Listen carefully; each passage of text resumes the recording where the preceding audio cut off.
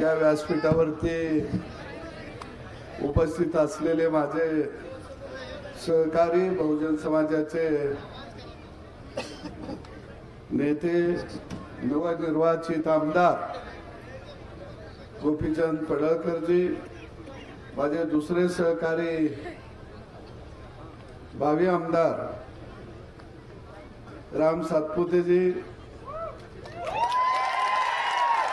आणि व्यासपीठावरील सर्वच प्रमुख, मी सगळ्यांचे दिलगिरी व्यक्त करतो, कारण सगळे या ठिकाणी माळशिरस तालुक्यातले नेते मंडळी बसलेले आहे। या सगळ्यांनी या तालुक्यामध्ये प्रस्थापितांना घाम फोडलेला होता आणि तुम्ही सगळे गावगाड्यातली शेताभातात राबणारे माझे शेतकरी, तरुण मित्र आणि माता भगिनी आणि पत्रकार भावांनो,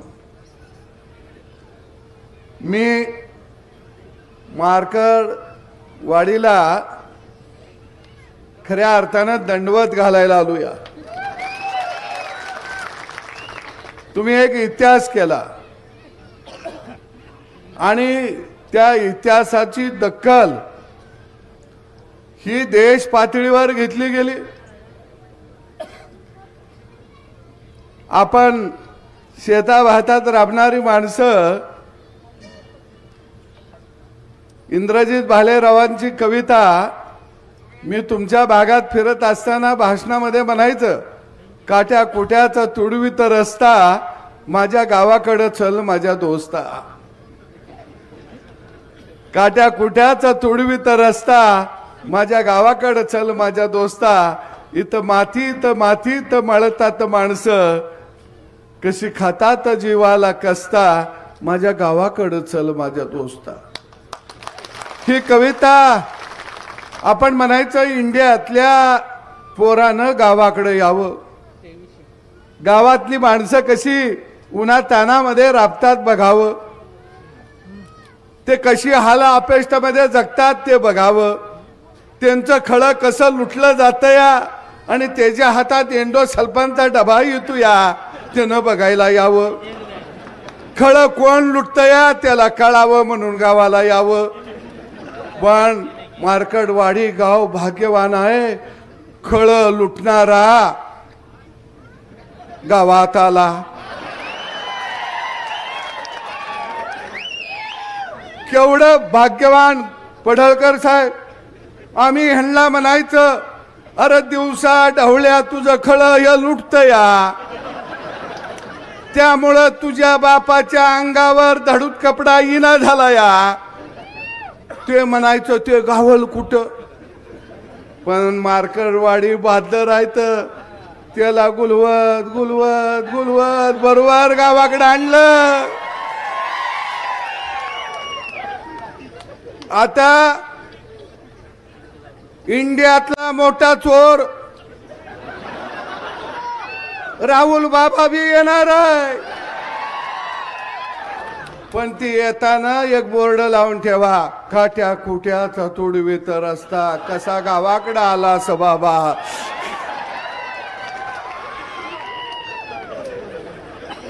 म्हणजे राहुल बाबा कुठं जात होतं, अमेरिकेला, जपानला, रशियाला, त्याला माहीतच नाही की या इंडियामध्ये भारत नावाचा देश आहे आणि साधी साधी दगड मातीची बी घरं आहेत। राहुल बाबा, आम्ही बी तुमचं स्वागत करू, हाय असाच मंडप ठेवू, तुम्ही म्हणला तर भटजीला बी बोलवू, कारण गावाकडच्या मंगलाष्टका ऐका जरा कशा असत्या त्या।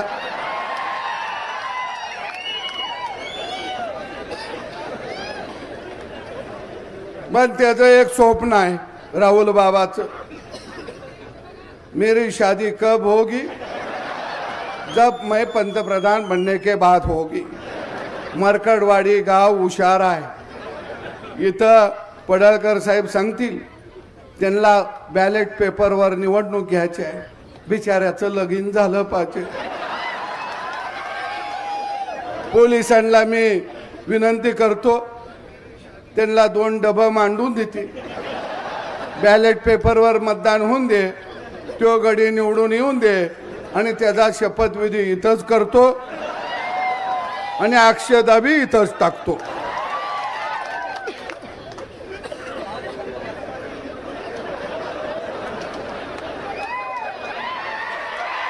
पण पवार साहेब लय हुशार आहे. त्याच्या लक्षात आलंय की आपण हरायला का लागलो, हरायला का लागलो त्याच्या लक्षात आलंय. आणि म्हणून पहिल्यांदा बारक्या गावात येऊन पवार साहेब बसलं. का बसलं? पहिल्यांदा राजकीय हत्या त्यांची झाली 50-60 वर्षात. पहिल्यांदा ते गैवर घालायला गावात आलं. पण त्याला कसं गैवर घालायचं आपण सांगितलं पाहिजे. आपल्या गावगाड्यात असतो का नाही गैवर, आता तुला कोण आहे का ग,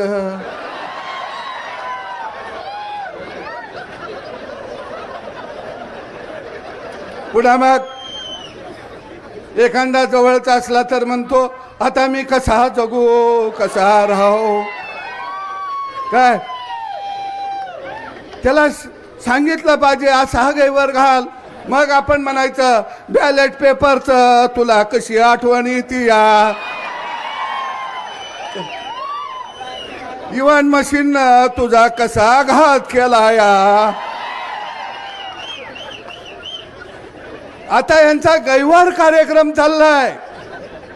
अरे नव तंत्रज्ञान हे आणलं कुणी? राजीव गांधीनं आणलं. त्यावेळी हे म्हणायचे टीव्ही आम्ही आणला, टेलिफोन आम्ही आणला, लाईटवर रेल्वे आम्ही आणली, पुलं आम्ही आणले, विमान आम्ही आणलं, ईव्हीएम मशीन आम्ही आणलं. आणि आता हे कसं आलं?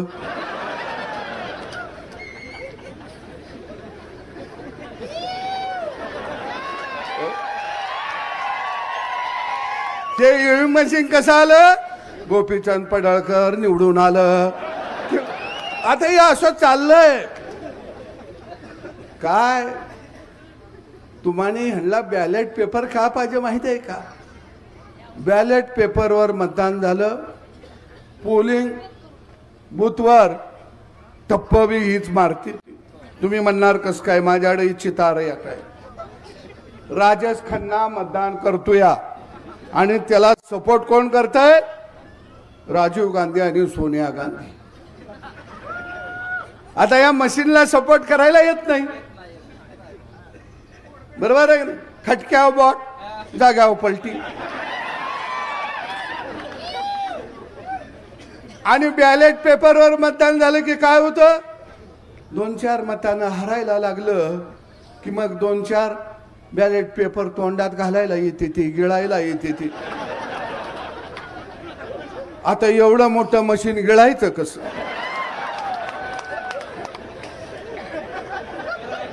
बरोबर आहे. काय पेपर फाडायला येते ती, काय खिशात घातलं आणि आपल्या एखाद्यानं ऑब्जेक्शन घेतलं, ह्यानं खिशात घातलं तर गडी पळून जातो या. म्हणून यांना बॅलेट पेपरवर पाहिजे आहे, दुसरं कारण काही नाही. आणि पवार साहेबांना झोप लागना. 60-70 वर्ष सत्ता भोगली, माणूस शांततेनं झोपला पाहिजे हो का नाही. इथं आता आमचं काका बसले, दाढी पिकली या. पिकले का नाही? तुम्ही काय म्हणता?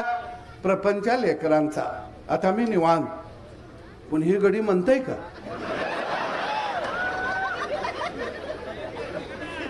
हे लेकरा बाळाचा प्रपंच म्हणायलाच तयार नाही. ह्यांना सवय लागली या सत्ता, माग पुढं पोलीस गाड्या, ह्यांना सवय लागली या अधिकाऱ्यांना तंबी द्यायची सवय लागली. आणि पहिल्यांदा देवाभाऊ नावाचा बाप या महाराष्ट्राच्या मातीमध्ये जन्माला आला. नाहीतर तुमच्या लक्षात आलं का? हे कुणाला बोलू देत नाही. कोण ह्यांच्या विरोधात बोलला रामभाऊ तुम्ही आता आलाय मैदानात, आम्ही 40 वर्ष झालं ह्यांच्या समोरच आहे. रामभाऊ एखादा डाव जर पवार साहेबांना टाकला तर काय म्हणतात, पैलवानानं लंगोटा घातला, पैलवानानं ढाकव घेतलं. पवार साहेबांनी आता नवा डाव काढला, लंगोटा आमच्या बानं घातला. यांच्या हातात बी कवा लंगोटा नव्हता, पण दरबारातले हुजरे साहेबांनी नवा डाव काढला. अरे गेली 40 वर्ष आम्ही यांचा डाव बघत होतो, पण देवाभाऊ नावाचा वस्ताद या महाराष्ट्राच्या मातीत आला आणि बारामतीचा तो पैलवान नव्हता, तुझे भोपळा होता. कुठला पैलवान आलाय? अरे नव तंत्रज्ञान तुम्ही आणलं, ईव्हीएम मशीन कुणी आणलं? काँग्रेसनं आणलं 2004 ला. त्यावर तुम्ही निवडणुका लढवल्या, केंद्रामध्ये 10 वर्ष सत्ता तुम्ही भोगली, राज्यात 10 वर्ष सत्ता तुम्ही भोगली, आणि आता म्हणायला लागले ईव्हीएम मशीन गडबड करतया. मग तुमची पोरगी निवडून लाखांना आली, तवा ईव्हीएम मशीन चांगलं. रोहित पवार गेल्या वेळी निवडून आलं, ईव्हीएम मशीन चांगलं. गेल्या वेळी 2019 ला तुम्ही सगळे निवडून आला, उद्धव ठाकरेला बिचाराला कळलं नाही, ते मातोश्रीतच बसून होत, त्याला माहीतच नाही बाहेर काय चाललाय खेळ. त्याला दाखवलं गाजार मुख्यमंत्री पदाचं, ते बी गेलं. आपल्या गावाकडे नाही का शेळीच्या पुढं मुगार धरल्यावर शेळी पळत सुटती, ते पळालं. पवार साहेब हुशार, त्याला माहित होतं शोगडी आजारी आहे, आणि त्यात आला करुणा. पवारानं त्याला सांगितलं तू बाहेर पडशील तर तुझं सगळंच जाईल, पैसा अडका, तू बघत गप ते जपून बस, तुला लागल तेवढं पोच करतो. त्याला केलं चिल्लर पोच आणि पोत्यात नोटा हाणल्या हिनी. ते फसलं, ते बिचारा बाहेरच निघालं नाही. मग उद्धव ठाकरे कशावर निवडून आलं तर त्याचं गडी ईएम वर, ते चाललं. काँग्रेसचं ईएमचं गडी चाललं, सरकार बनवलं ते चाललं. लोकसभेला तुम्ही निवडून आला ते चाललं. त्यावेळी काय म्हणले, महाराष्ट्रातल्या जनतेनं ठरवलेलं आहे की हे सरकार घालवायचं म्हणून मत दिली. तेव्हा सुद्धा फेक नेरेटिव्ह तुम्ही पसरला. परवा 2 दिवसापूर्वी आकडेवारी आली, आम्हाने 56 लाख मत पडतात. माझ्याकडे ती आकडेवारी आहे. मला वाटतं काय गणित बी भारी आहे. ते म्हणले 2024च्या लोकसभेमध्ये आणि आत्ताच्या विधानसभेमध्ये आम्हाने मत पडली 58 लाख. मग आमचं 10च गडी कसं निवडून आलं? दादाला पडले 56 लाख, 41च कसं निवडून आलं? अरे लोकसभेला भाजपला 1.5 कोटी होती, 9 निवडून आली. तुम्हाला 58 लाख मत पडली, 8 गडी तुमचं निवडून आलं. मग 1.5 कोटी वाल्याचं 9 येते ते, आणि 58 लाख वाल्याचं पवार साहेबाचं 8 गडी निवडून येते ते. तुमचं गडी वाढलं कसं? काँग्रेसला 96 लाख मत पडली लोकसभेला, गडी निवडून आलं 13, आणि 1.5 कोटी पडलं, त्याचं गडी किती निवडून आलं? 9. भावांनो, यांना लक्षात आलं बॅलेट पेपर वरती घोटाळा करता येतो. पूर्वी आपण घोटाळा केला. भंडारा लोकसभा मतदारसंघामध्ये भारतरत्न डॉक्टर बाबासाहेब आंबेडकर उभा राहिले, 18,000 मतानं पराभव झाला. पण त्या ठिकाणी कागदावरची बॅलेट पेपरवरची मतं बाद किती दाखवली? 72,000 मतं बाद दाखवली. आणि त्यावेळी जयप्रकाश नारायण म्हणले ह्यात काहीतरी गडबड दिसते, घोटाळा दिसतो या. अरे ईव्हीएम मशीन कायदा कुठे केला? लोकसभेमध्ये. सरकार कुणाचं? तुमचं. म्हणजे एकदा कायदा झाला की तो कायदा जनतेनं राज्यकर्त्यांनी पाळायचा असतो. या संसद हे कायदे मंडळ आहे. पण बघा कायदा आपल्याला पाळायला सांगते ती आणि संविधान हातात घेऊन शपथ घेते ती. अरे संविधान म्हणजे काय आहे? संविधानानं माणसाला व्यक्ती स्वातंत्र्य दिलं, संविधानानं माणसाला कायदा दिला. मग ते संविधान हातात घेता आणि कायदा तुम्ही पाळायचा नाही म्हणता. आणि म्हणून मी मार्करवाडीतल्या जनतेला सलाम करतो की लोकशाही जिवंत ठेवण्याचं काम जर कुणी केलं असेल तर ते मार्करवाडी या गावानं केलेलं आहे. इथं एका माऊलीचा सत्कार झाला. अरे तिच्या पतीला तुम्ही बूथवर बसू दिलं नाही, पण आमची झाशीची राणी त्या बूथवरती उभा राहिली आणि लोकशाही वाचवली. पवार साहेब, जर माय माऊली जर आपल्या बूथचं संरक्षण करत असेल तर तुमचा राष्ट्रवादी पक्ष हा पक्ष नाही तर ही तुमची गुंडांची टोळी आहे. गुंडांची आणि लुटारूची टोळी आहे. आणि ती गुंडांची आणि लुटारूची टोळी या महाराष्ट्रामध्ये गाडण्याचं काम कुणी केलं असेल तर त्याचं नाव देवाभाऊ आहे. देवेंद्र फडणवीस ह्यांना वाईट का वाटतंय तुमच्या लक्षात आलं का? ते शाळा काढत नाही, ते कारखाना काढत नाही, ते दूध संघ काढत नाही, ते बँक काढत नाही, ते मेडिकल कॉलेज काढत नाही, ते पतसंस्था काढत नाही. ते काय हाणेना झालं या. आणि ह्यांना वाटतंय काय आम्ही आता हाणलं या. आता ह्या गड्यानं जर आमच्याकडे नजर गेली तर आम्हाने कुठं बसायला लागल? सळीतनं भाकरी, नळीतनं भाजी. पवार साहेब, देवेंद्र फडणवीसच्या विरोधामध्ये काय आहे तुमच्या लक्षात आलं का? मी जाता जाता सांगतो, आपण शेतकरी माणसं आहे. पवार साहेब लय हुशार आहे. ते काय म्हणतंय देवेंद्रजीला, ही सरकार म्हणजे दुधाची गाय आहे. गाय आहे. ते काय म्हणतं, या दुधाच्या गायीला खुश ठेवायचं असेल तर तिला चारा घालायचा. म्हणजे आपल्याला थोडं काहीतरी अनुदान दे, कुठं सोसायटीला चेअरमन कर, कुठं सरपंच कर, कुठं अजून मजूर सोसायटी काढून दे, कारखान्याला डायरेक्टर करून टाकायचं, सूतगिरणीला करायचं, दूध संघाला डायरेक्टर करायचं, बँकेला करायचं. एकदा डायरेक्टर झाला की गडी काका फुगवतच असतो.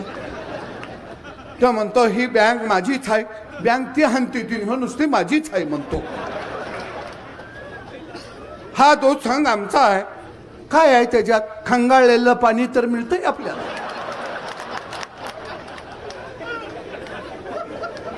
मग ते पवार साहेब म्हणतात ह्या गाईला नुसतं असा मुगारा द्यायचं आणि तिचं दूध आपण बसून काढायचं.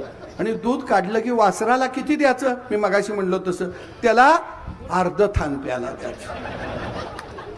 3.5 थानातलं दूध आपणच हाणायचं. देवेंद्रजी म्हणलं ही गाय ज्या मालकाची आहे, जो मालक तिला चारा घालतो या, हे दूध मी त्यालाच वाटणार. पवार म्हणलं हे दूध जर मालकाला वाटणार असतील तर आम्ही गाय पशी ठेंगडं घेऊन बसणार, तुला कास जवळ येऊच देणार नाही. मग सुकल काष्ट मग ह्याचं एकदा आंदोलन काढायचं, त्याचं एकदा आंदोलन काढायचं, त्या जातीला वर करायचं, ह्या जातीला वर करायचं, मग म्हणायचं ह्याच्यावर निर्णय झाला पाहिजे, अमक्याला हे मिळालं पाहिजे. मग 60 वर्ष तुम्ही काय करत होता? पीठ मागत होता गावागावात. पण महाराष्ट्रातल्या गावगाड्यातल्या शेतकऱ्यानं, शेतमजुरानं, माय माऊलीनं पवारांना सांगितलं इडा पिडा टळणार आहे आणि देवा भाऊचं राज्य येणार आहे. ही इडा पवार नावाची साती आसरा 7.5 कुणी घालवली? पवारांना कळलंच नाही. माय माऊलीनं दणका दिला का नाही? तिला कळलं ह्यो गडी आला की आपला मसन वाटा झाला. बरोबर आहे का नाही? तिला कळलं. बटन दाबतवी नवरा, इलेक्ट्रिक मोटार चालू होतीया, वावर पाणी पेतया, नवरा गाय म्हशीला चारा काढतोया. नाही पहिला नवरा काय म्हणायचा? लय उशीर मोटार चालली तर लय बिल आलं तर सगळा ऊसच लाईट बिलाला जाईल. आता बायको नवऱ्याला सांगतीया अरे आपल्याला लाईट फुकट आहे, बटन दाब आणि धार काढायला म्हशीकडे बस, काही काळजी करू नका. तिला कळलं. महिना झाला की अकाउंटवर 1500, आता 2100. चिंता करू नका, परत आपलंच बटन 5 वर्षानं दाबवायचं, परत 2500. तुम्ही म्हणणार हे कसं काय? कारण हे गाईचं दूध गडी स्वतःच पेत होते. म्हणून गावगाडा काय असतो? गावगाड्याला स्वातंत्र्य सन्मान दिल्यानंतर काय करतो हे कधी दाखवलं? विधानसभेच्या निवडणुकीमध्ये दाखवलं. आणि मग पवार साहेबांच्या लक्षात आलं. ते म्हणलं तर माझा नातू भाग्यवान रोहित पवारची, ते आता महाराष्ट्राची सेवा करतील. महाराष्ट्राची सेवा काय? यांना सेवा करायचा नाद लागलाय हो.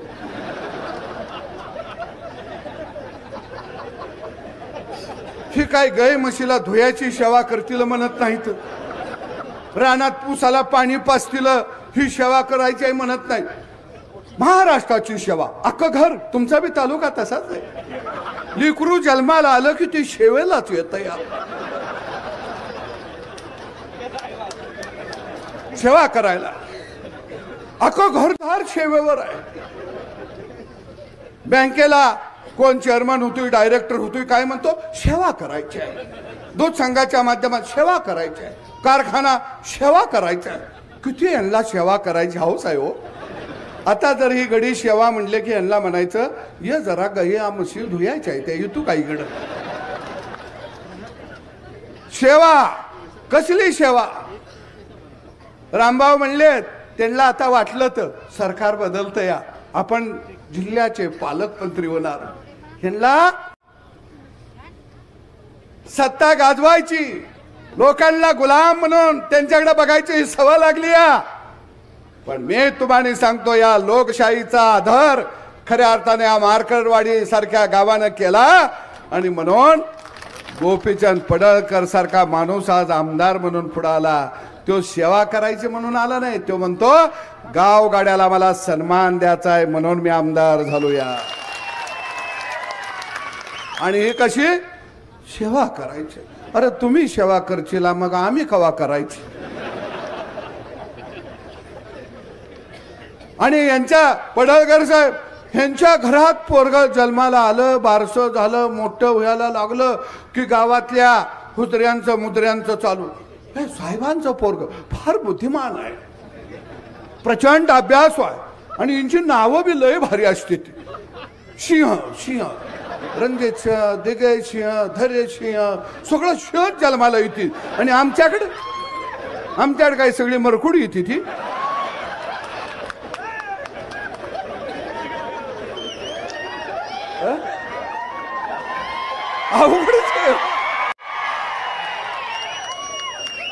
आणि पडळकर साहेब लय भारी गडी आहेत. आता सरकार आपलं आलंय, आता साहेबाकडे जॅकेट घालून हे करून जाणार देवेंद्र साहेब आणि म्हणणार फडणवीस साहेब तुमच्यासारखा बुद्धिमान माणूस नाही, फार साहेब तुम्हाला दूरदर्शी, साला लगेच चिकन तिकडं उडी मारती ती आणि आमच्यासारखं बांधावच बसतंय. यार गेलं गेलं गेलं.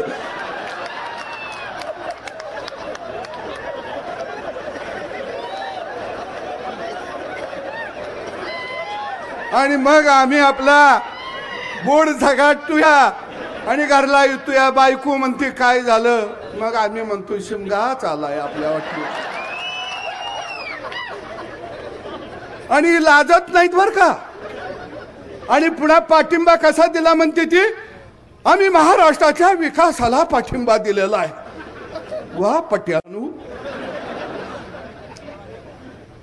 पण काही असू दे, मरकरवाडीला परत धन्यवाद करतो.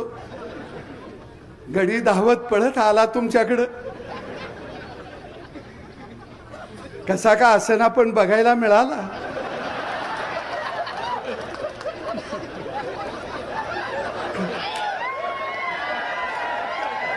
तुमचं गाव जगाच्या नकाशावर आलं आणि आता सगळे बोलायला लागले मार्करवाडी पॅटर्न. काय भारी काम आहे. आता एक काम करा, गडी आलं की जरा गया बिया जरा रस्त्याच्या कडेनं बांधा, पाण्याच्या बादल्या ठेवा, शॅम्पू ठेवा, चकाचक करून देते गडी. जरा खराट ठेवा, रस्त फस्त लोटायला आणि म्हणायचे ह्याला नाव द्या मार्करवाडी पॅटर्न. सगळं गडी लोटायला लागलं.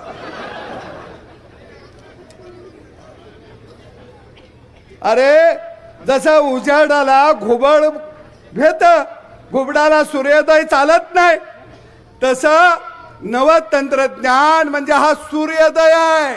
आणि त्याला इंडिया आघाडातली घुबड भ्यायला लागलेली आहेत. किंवा सूर्य कसा होतोया भ्यायला लागले. पण काही असू दे, आपल्याला शेतातलं काम आहे. त्यांना आता खुर्ची तर मिळालेली नाही, आता गाड्यांना काहीतरी काम असलं पाहिजे. आता 5 वर्ष येऊन घ्या. पडळकर साहेब आपण दोघं, ती एका बाजूनं नांगूर धरतील, दुसऱ्या बाजूनं आपण बी नांगूर धरूया. बर त्यांचा नांगूर रेड्याचा असला तर आपण खिलारी बैलाचा धरूया. शेत आपण चांगलं नांगरायचं आता. बरं आम्हाने तर काय काम आहे, कारण आम्हाने हा गड्या हे वाडे उद्ध्वस्त करायचे आहेत, उद्ध्वस्त. आणि या मानकरवाडीला मी दंडवत घालतो, माझ्यासारख्या फाटक्या माणसाला सुद्धा मताचं लीड या गावानं दिलेलं होतं. आणि मी तुम्हाला सांगतो रामभाऊ, अजून मी आमदार झालो, माझा पहिला फंड कुठं दिलेला नाही, पत्र दिलं नाही. पहिल्या फंडाचं काय करायचं सांगा, पहिलं पत्र मी मार्करवाडीच्या विकासाला देणार. लढाऊ माणसं आहेत. आणि हा माळशिरस तालुका मला माहित आहे. अरे माझ्यासाठी प्रचार करायला घरातनं भाकरी बांधून रानोमाळ ही माणसं धावत होते, रानोमाळ. आणि म्हणून मी म्हणतो तुमच्या गावाचं भाग्य आहे, ही हेलिपॅड तसंच ठेवा. जो जो गडी येईल तिथं उतरल त्याला उतरून द्या, त्याला तुमचं गाव बी कळल. बरोबर आहे की नाही? येऊ दे. तुम्ही किती भाग्यवान आहे. गडी धावायला लागली चॅनेलवर, मार्करवाडी पॅटर्न, लोकशाहीचा खून पडलेला आहे. अरे म्हणून मी आलो, म्हणलं कुठं रक्ताचा महापूर आलाय का बघावा जरा.